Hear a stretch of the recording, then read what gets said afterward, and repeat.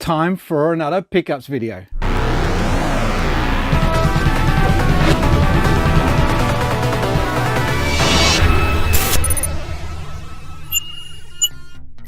Since Spacies.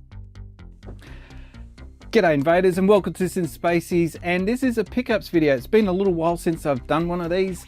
The last pickup video I did was back in February, and if I leave it too long I'll end up having to divide this video into two. So anyway, let's get started. So I'm going to start with the real weird one here.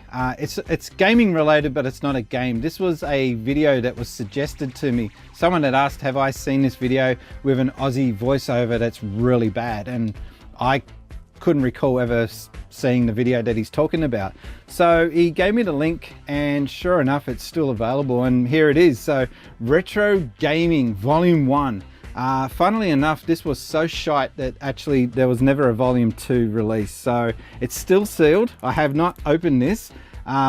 Direct for Entertainment is the name of the company that released it, by telegames.co.uk. I wonder if they're still in business.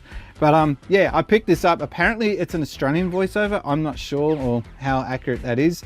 I might feature that on a future video. We'll see. But anyway, yeah, that's Retro Gaming. Yeah, I'm not really, my hopes are not high for this one. Next item I've got is actually one that will be featured on the channel very soon. Sonic Spinball on the Mega Drive or Genesis, depending on where you are. I've been trying to get my Sonic collection fleshed out a bit, and so yeah, Sonic Spinball's been one that's been on my radar for a little bit now. The Master System version of this game really does fetch a pretty penny, so I'm not too hopeful of picking that one up. The last I seen on eBay was a copy of Sonic Spinball for Master System, and it was fetching around about 120 Australian dollars, and that was with a really banged up cover and no instruction manual. So yeah, this goes for quite a bit. So yeah, Sonic Spinball. This one has got the cartridge and also instruction manual, so that's a bonus. I'm a bit of a snob. I don't like getting myself any old games that don't have it complete, and that's cost me dearly actually over the years. In hindsight, I probably should have picked up more games on the off chance that later I can get the instructor manuals. Leave a comment down below if you were the same. Were you a bit of a gaming snob, so to speak, and if the game wasn't complete with instructor manual and cover, you were just not interested? I don't have many loose cartridge games. Let's just say that's the case. But anyway, yeah, Sonic Spinball for the Mega Drive. So this next one is a game that I've been eyeing off for a little while, for Game Boy of all things, and it's Super Mario Land. I actually want to get the second one, which is what, the 6 golden coins, but this one is the first game in that series. And the reason why I wanted to pick this up because it's actually not made by Shigeru Miyamoto. It's done by Gunpei, the guy that made the Game & Watch. So yeah, a bit of a unique little bit of Nintendo history right there. I might do a let's play on that one day using the GameCube with the Game Boy adapter. But yeah, Super Mario Land for the Game Boy. No cover though. Next on the list, we've got Crash Tag Team Racing for the PSP. I've never played it before, and I really don't know too much about it. So we'll have to see if this is worth a purchase or not. But I didn't even check this. Oh yeah, it's got its manual. Gotta check.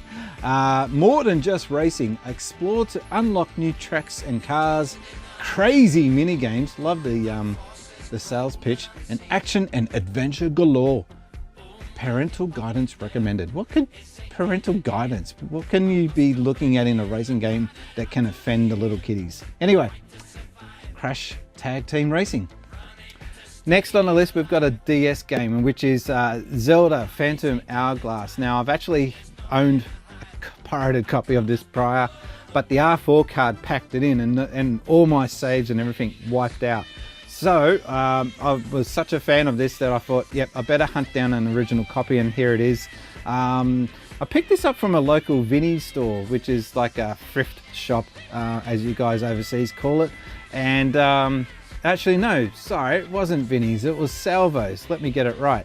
Salvo's, just up here in the local suburb away, and it was only $15. I've noticed though that store's starting to catch on, that they were selling their items really cheap, but I think they're starting to work out that these retro games do go for a pretty penny. But and this one is complete with its case and also its game. So there we go. Zelda Phantom Hourglass. Next up, we've got a PlayStation 2 title, Dave Mirra 2 Freestyle BMX. What a title. It's a bit lengthy, isn't it? I know nothing about, I don't know, this is not the notorious one, is it? No, this is not the one where the guy actually sued, I think, the developers, because they turned his game into like this sex romp game. I don't know how you can manage to turn a BMX game into a sex game, but there you go. But yeah, complete with all of its instruction manuals and the game. The game looks like it's in reasonable, bit ice skate. Looks like a bit of a used ice skate rink, but actually, why is that blue? I've never seen a blue one before. Bit dodgy. I thought they were black. Oh no, that was PlayStation 1 that was black. But oh well, I'm yet to see if that works. Did anyone ever use the memory card holder? I don't know, or maybe I should start using them, but then you forget which game you put your memory cards in. Anyway, so yeah, that's another one for the PlayStation 2. Next up, we've got an Xbox 360 title, and it's Blaze Blue. I got the title around the wrong way before. Yeah, Blaze Blue. Calamity Trigger. I just bought it because it was $5. I don't think it was even $5. No, it's $3. It was cheap, and I know nothing about it. I liked the look of the artwork on the back, and I know nothing about, oh, it's a 2D fighter. Okay, so yeah, I like my 2D fighter action, so maybe there's, oh hang on, voted best fighting game of the year from IGN, 9.4 out of 10. 9.4? IGN gave this 9.4? I can't wait to get my hands into that. Anyone here played it? Leave your comments down below. Next up, we've got a PlayStation 3 title. We are looking at Mortal Kombat versus DC Universe, and a bit of, you know, Superman versus Joker action. That alone is actually worth the price of admission right there. I don't know. I really know little about this, so I can't wait to give this a run, but it says here, when the worlds collide, heroes and villains must choose their side and fight as a sinister plot with cataclysmic results unfolds. Which side will you choose? I don't know. Batman versus Scorpion? Whose side would you be on? You gotta go Batman, haven't you? Anyway, that's that one. This next one's a little bit closer to heart. I saw someone talking about this online, and I thought, hang on, that's an interesting game. I've never seen that before. PlayStation 2, Space Invaders, Invasion Day. And it's a bit weird. I saw reviews saying it was an interesting idea that was poorly executed. I'll wait to see what I make of it. But by Taito, and in conjunction with a company called Sammy, and it tries to introduce some, you know, Resident Evil style characters into it. I don't know. I think what they've tried to do is make the Space Invaders formula in a real life situation, with probably limited success. But anyway, I can't wait to give that a run one day on the channel. Now, I got a confession to make. I have not yet played a God of War game. I know. I've just never really been much into the PlayStation side of things. After PlayStation 2 onwards, I kind of fell off the PlayStation bandwagon personally, so I'm trying to make up for lost time. Anyway, PlayStation 3, we've got God of War 3. I still yet to get God of War 4 one day, but I've heard good things about this game, so I'll give this a spin one time, and complete with instruction manuals. Now this next one, I've actually got this, I think, on the Xbox. Also, I think it was a Games with Gold game for 1 month. So anyway, Stuntman Ignition on PlayStation 3. I think this one is where you got to try and make the best stunts possible. I can't remember playing it. You got a rewind feature. I'm not too sure. Does anyone know anything about this? I honestly can't recall too much about this game. I do know that it was a racing game with a bit of a unique twist. So for that alone, it's worth the price of admission. But there we go. Stuntman Ignition. And with instructions. So with this next one, I'm pretty sure I actually own this, but the long story short goes that I had a PlayStation 3 and I wasn't really using it, so I sold it to my brother, and then a week later it blew up and I let him have all the games. And I think one of them was this one, Gran Turismo 5. I just like the amount of detail that they put in these games, so for that alone I think it's worth the price of admission. Enhanced with PlayStation Eye camera. I didn't know. I had no idea that they utilized that feature in this game. I wonder how successful that was. Anyway, race over 1,000 cars in 20 locations. So this must have been before they started, you know, charging you DLC for every aspect of the game. 1,000 cars. That's actually quite respectable, I should say. Anyway, so Gran Turismo 5. Another PlayStation 3 title. This time we've got Terminator Salvation. I picked this up knowing very little about it. It was part of a special buy 4 games for $20, so I figured, heck, why not? What have I got to lose? Looks pretty decent on the PlayStation 3 with instruction manual. The end begins. Let me know if you guys have played it. I know nothing about this, so yep, another pickup. Another one that I think I've got for free before, but I like physical content, so I will pick it up if I can find it on the cheap, regardless if I've got it digitally or not. And that is Infamous on the PlayStation 3. Again, I'm not really big into the PlayStation side of things, so I'm playing catch up. That's why I've bought this now. But from what I've seen of it, it looks like a pretty decent game. Next up, we've got a Wii U title, Pikmin 3 for the Wii U. Found it on the cheap, and it's a game that I've been really after for quite some time, because I've got Pikmin 1 on GameCube and Pikmin 2. So now I've got Pikmin 3. Pretty cool. Next up on the Wii, we've got, actually this was a launch title I only just found out. I had no idea that this was a launch title. We have got Trauma Center Second Opinion for the Wii. I didn't realize that this was so old. And what rating is this? M, rated M. Okay, an M rating on launch. That would have been quite interesting. A pretty brave move on, is it Atlas that did it? Yeah, Atlas. So yeah, pretty brave move on their behalf.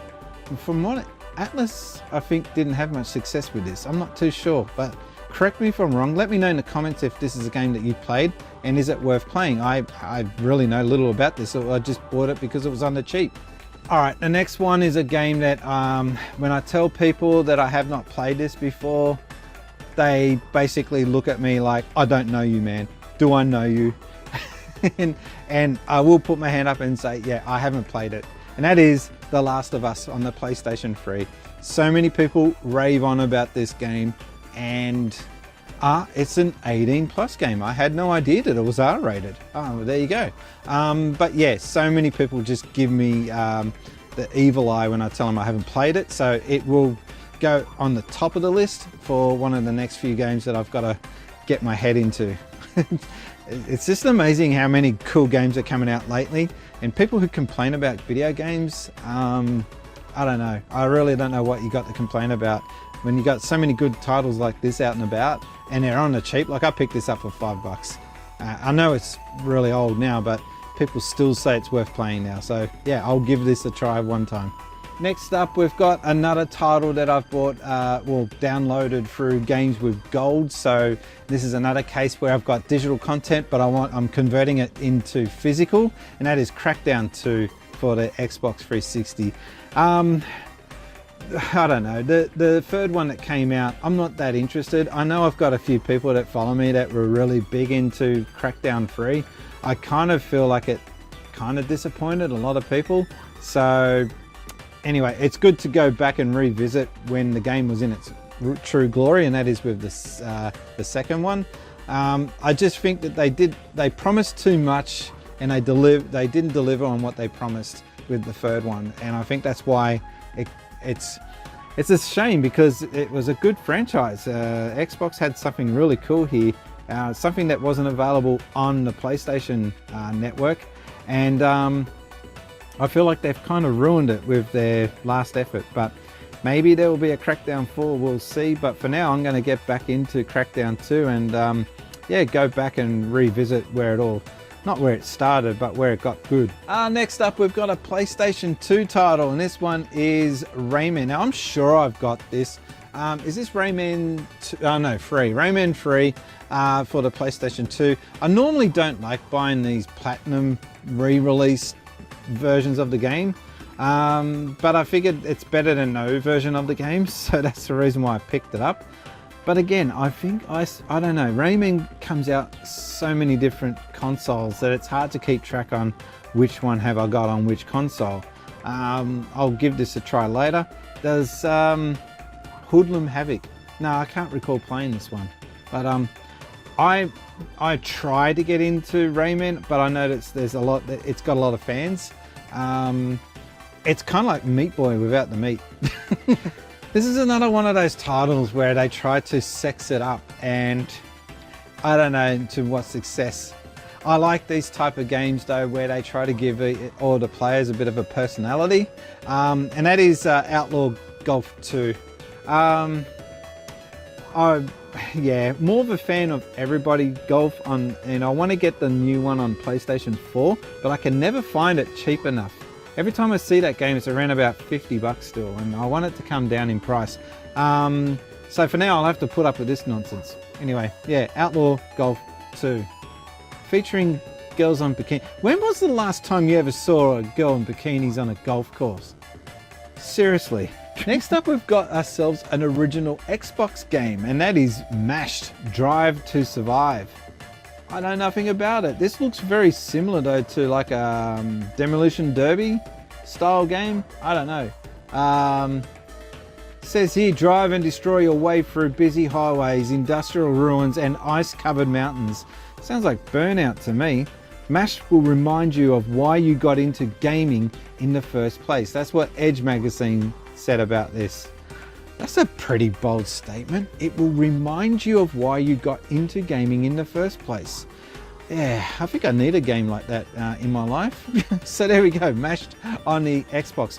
Is this compatible with Xbox One? We'll find out soon. Sometimes you buy a game not so much because you're interested in the content, but more for the sake that it will be a good laugh to put on your channel.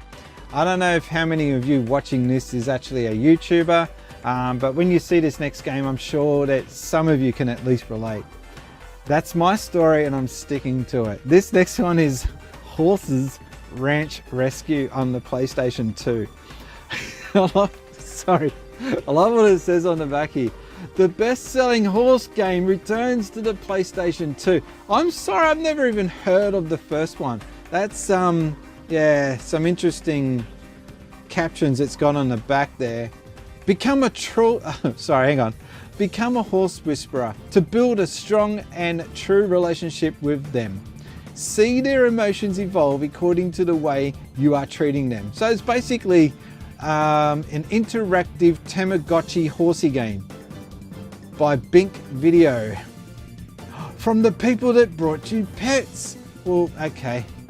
Look at that cover. That's what is it with horse riding games? Just buy Zelda. Oh, I guess it's not on PlayStation 2, is it? Burn! Okay, so when I was in the local Vinnie store, I saw a stack of Pokemon books. Now, they're not for me. That's not I'm not really big into Pokemon. But my neighbor's kid is huge into Pokemon. So I bought the entire lot, and I didn't realize though that in buying them all, there were some duplicates, some leftovers. So Pokemon Talent Showdown from Scholastic is the company. Pokemon Skifa Heart of a Champion. I'm probably pronouncing that wrong. And Journey to the Orange Islands. These are like little novels, very basic text, and I don't know, if I was a parent, I'd probably be wanting to buy them as many of these as possible. Anything to get the kids reading is a good thing. The closest that I had, this is how old I am, the closest we had to anything like this was Choose Your Own Adventure books, and Asterix comics. I'd be borrowing every issue that I could from the local library. So yeah, as a parent, I'd just be like buying as many of these for my kids as possible. The kid is 7, by the way. Shout out to Zen. Next one is not gaming related, but I love this series so much, and I was watching it on Netflix, and then they took it down while I was halfway through the series, and I was so annoyed that they did that. But then they put it back later, but I lost interest and lost track of where I was up to in the series. Anyway, it's Full Metal Alchemist. I love this series, and this is sealed, and this is the entire first season, I think. I'm not too sure. Okay, episode 1 through to 25. So I don't know, does anyone still buy DVDs? It's kind of one of those things that no one's really getting into anymore. But when I see something like this, it was only like $10. I couldn't resist. So yeah, Full Metal Alchemist, episodes 1 through to 25. Pretty cool. The next one that we've got is a donation to the channel, and it was sent in from the UK. Hyrule is Evil. If you're watching, I love your work. Thank you very much. It was a very nice surprise to see this arrive in the post office box. Didn't fit in the post office box. I had to go collect it from the lady at the counter. Anyway, it was this, the Justifier from Konami for the Mega Drive. So once I get my hands on a CRT TV, CRT TV, I'll be able to play Snatcher on the Mega CD the way it was intended by Hideo Kojima. That is so cool. And speaking of guns, I got myself another gun. Now this was from a local pawn shop or hock shop. Pawn shop sounds sus, doesn't it? No, hock shop, buy and sell store. That store's been running there since I was a teenager, and they're still running to this day. It's amazing with eBay and all the other competition that these guys can still stay in business. But we've got ourselves the GameCon 2 for the PlayStation 2, and this thing looks really cool, but unfortunately it doesn't come with any game. And so I've got to go now try and find myself a copy of Time Splitters. But it's just cool to be able to have this. And the main reason why I picked it up was it was in its box, and it was only like 35 bucks. So I figured to find something like this in its box still complete, that's worth a pickup. So there we go. So the last items we've got here, they're boxed items and they're on Nintendo platforms. I don't have any big item this month. I've had to rein it back a bit. The Minister of War, the wife, she wasn't really impressed with some of the stuff I've been buying in the past, so I've had to tone it down a bit. But anyway, everyone's talking about the new Yoshi game on the Switch. I will get that at a later time, but I've been trying to hunt down the big Yoshi amiibo, but it's super expensive. It's like, I don't know, $120, and I'm sure it's not worth that much. But I found something almost as good, and that is Yoshi's Woolly World with the amiibo in place.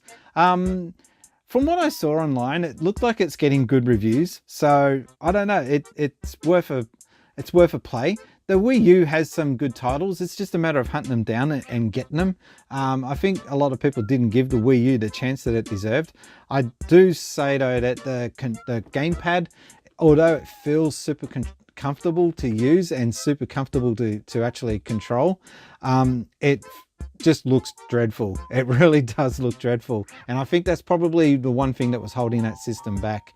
But yeah, that looks like it's going to be a lot of fun. I can't wait to get my hands on that and finally get it started. Next up, we've got another Wii U title, and this one is The Legend of Zelda Twilight Princess with the amiibo. I've already got this on Wii, but I wanted the HD experience.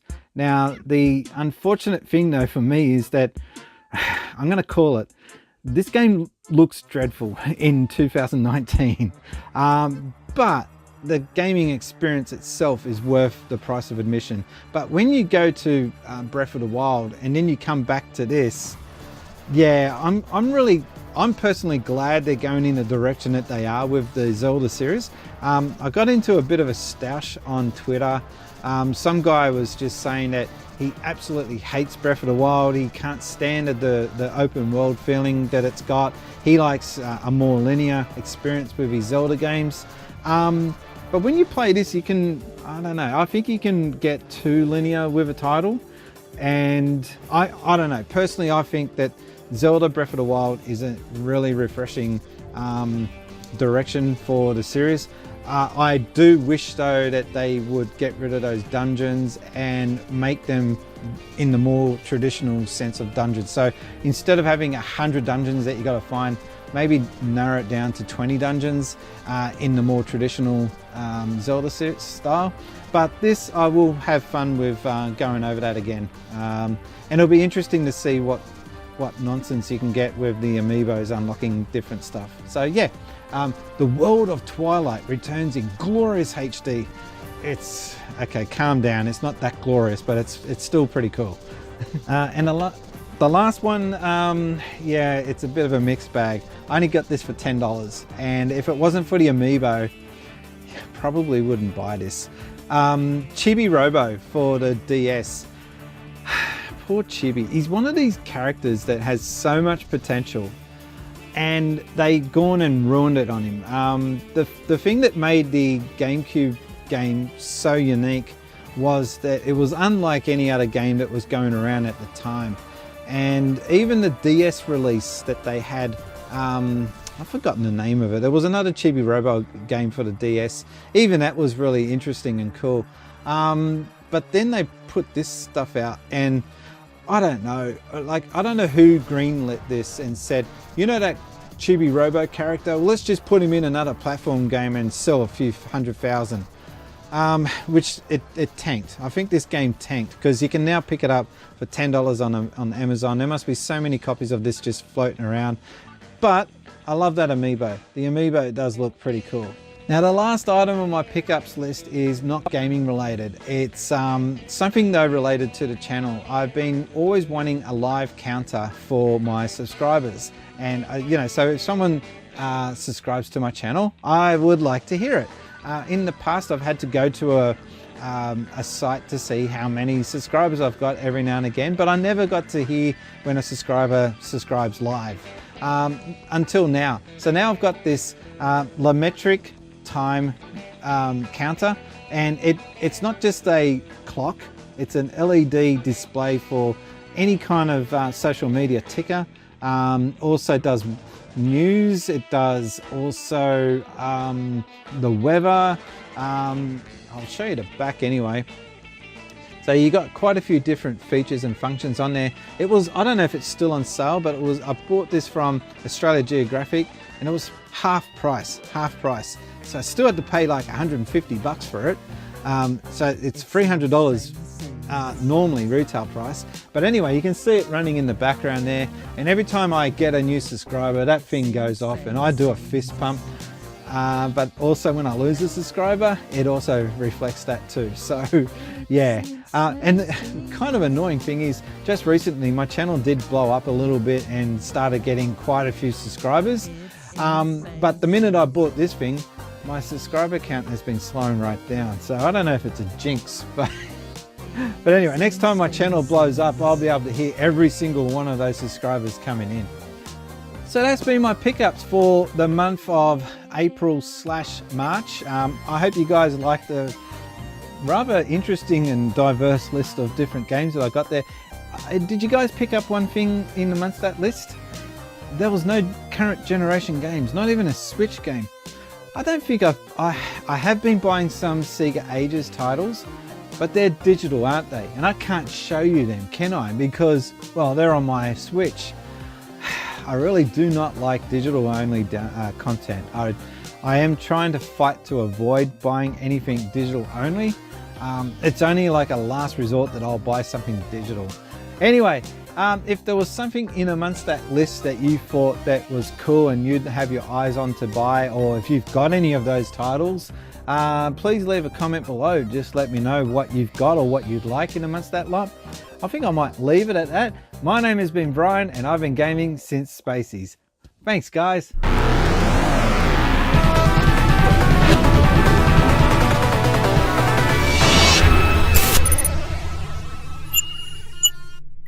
Since Spacies.